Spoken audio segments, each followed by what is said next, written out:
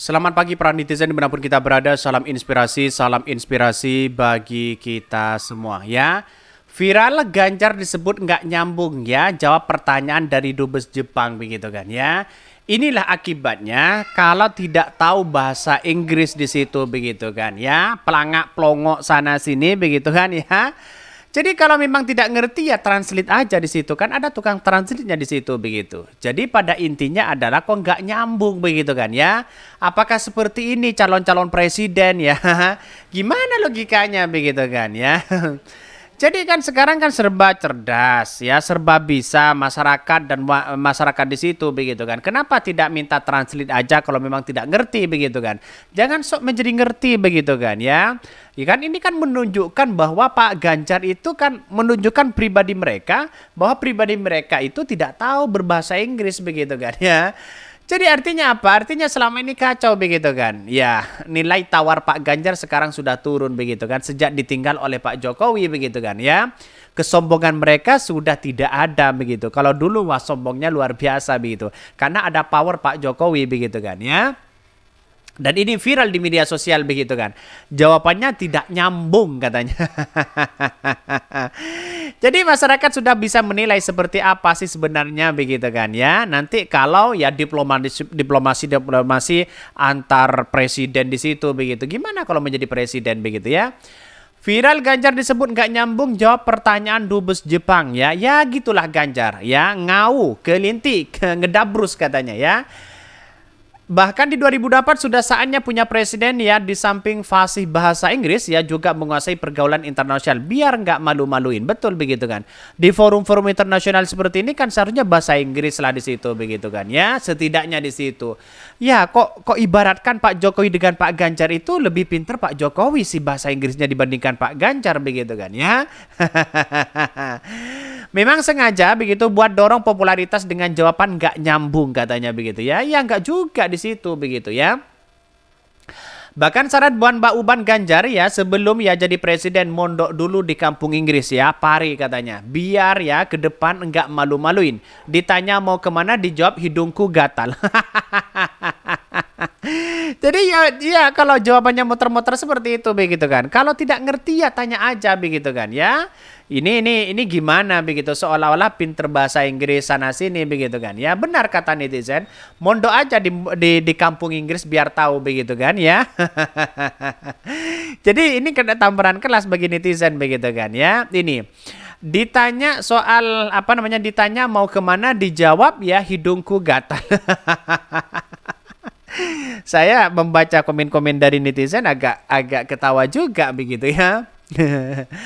Salah alamat orang Jepang memberi pertanyaan ya. Andai ditanya paha siapa paling mulus arti panas Jepang ya pasti dia spontan.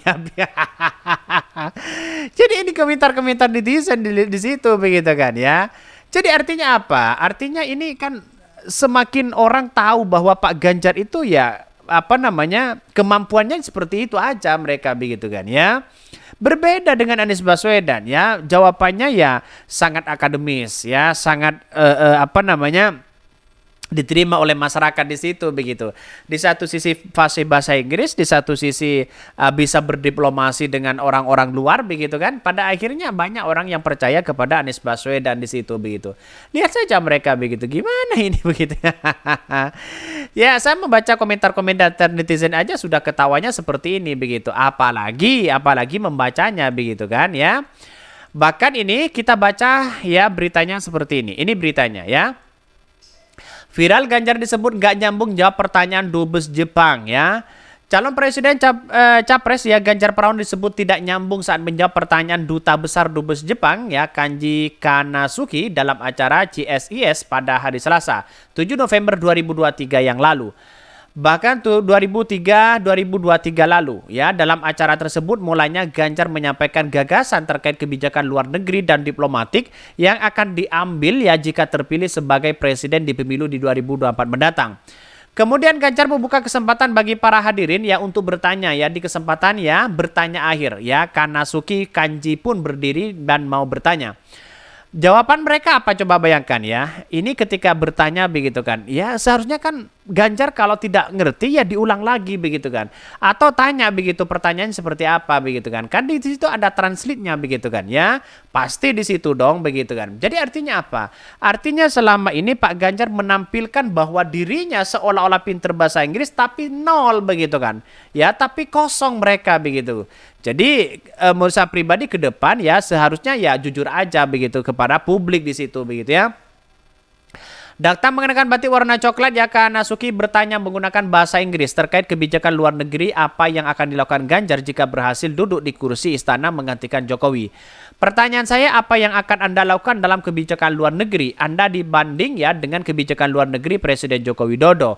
Ujar Kanasuki dilihat melalui ya YouTube CSES ya Indonesia. Kanuski penasaran ya terobosan atau perubahan apa yang bakal diambil Ganjar. Dia lantas ya menegaskan perubahan apa yang akan Anda lakukan dalam pemimpin Anda ya.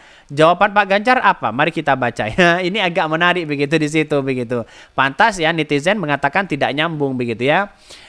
Menjawab pertanyaan tersebut, Ganjar malah membagikan kisahnya saat mendampingi ya Kaisar Jepang ya Naruto ya Naruhito ke Candi Borobudur pada bulan Juni lalu.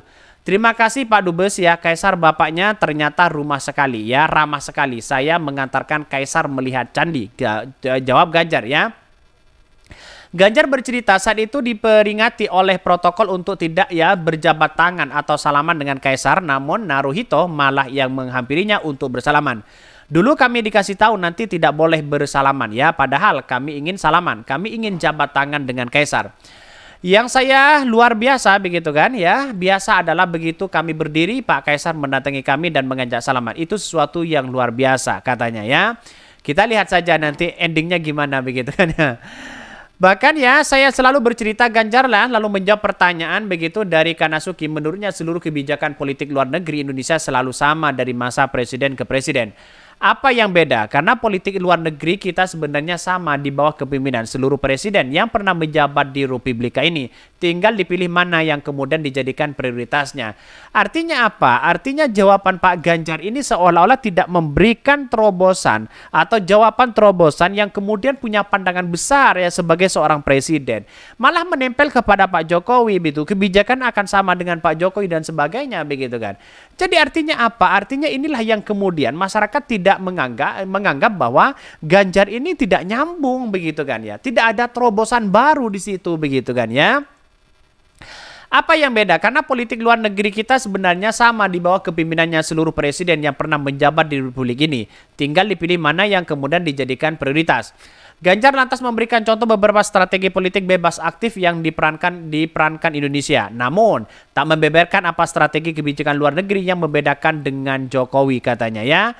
Ya kita lihat saja bahwa artinya apa? Artinya di satu sisi ketika berbicara dengan Dubes atau berbicara dengan orang lain, yang dibawa itu adalah karya Pak Jokowi, gagasan Pak Jokowi, ya kebijakan Pak Jokowi dan sebagainya begitu. Tetapi di luar politik dia seolah-olah mengkritik Pak Jokowi begitu kan, aneh mereka begitu kan.